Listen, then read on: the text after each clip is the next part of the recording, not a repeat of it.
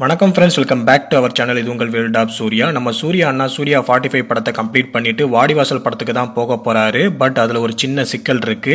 நேற்று நடந்த ஒரு இன்டர்வியூவில் லக்கி பாஸ்கர் படத்தோட ப்ரொடியூசர் என்ன சொன்னாருன்னு பார்த்தீங்கன்னா, சூர்யா சார் எங்களோட ப்ரொடக்ஷனில் ஒரு படம் பண்ண போறாரு.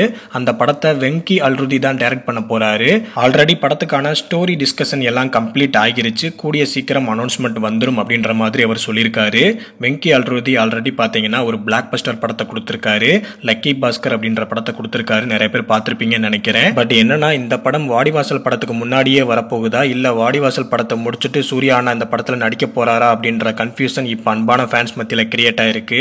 ஏன்னா ஒன்ஸ் நம்ம சூர்யா அண்ணா வாடிவாசல் படத்துக்குள்ள போயிட்டாருன்னா கிட்டத்தட்ட 2 இயர்ஸுக்கு அப்புறமா தான் வாடிவாசல் இருந்து வெளியே வருவாரு. ஆல்ரெடி ப்ரொடியூசர் தானு வேற வாடிவாசல் படத்தை மே மந்த்ல ஸ்டார்ட் பண்ண போறதா சொல்லியிருந்தாரு.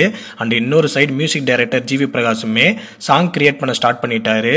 ஸோ என்ன நடக்குதுன்னு தெரியல, வெயிட் பண்ணி தான் பார்க்கணும். அண்ட் இன்னொரு சைடு பாத்தீங்கன்னா, ரெட்ரோ படத்தோட செகண்ட் சிங்கிள் கனிமா சாங்க்கு சோசியல் மீடியால வேற லெவல் ரெஸ்பான்ஸ் கிடைச்சிக்கிட்டே இருக்கு. தமிழ்நாடு, கேரளா, ஆந்திரா அப்படின்னு எல்லா ஏரியாலையும் ரீல்ஸ் போட ஸ்டார்ட் பண்ணிட்டாங்க. ரொம்ப நாளைக்கு அப்புறமா நம்ம சூர்யா அண்ணா படத்துல இருந்து ஒரு சாங் வேற லெவல் ட்ரெண்டிங்ல இருக்குது. ஸோ பார்க்கறதுக்கு மனசுக்கு ரொம்ப சந்தோஷமா இருக்கு. ஸோ படத்துல இன்னும் 2 சாங்ஸ் இருக்கு பேலன்ஸ். ஸோ இனி வரப்போற வாரங்கள்ல அந்த பாடல்களையும் ரிலீஸ் பண்ணிடுவாங்க. அப்படி இல்லைன்னா ஆடியோ லான்ச்ல ரிலீஸ் பண்ணுவாங்க.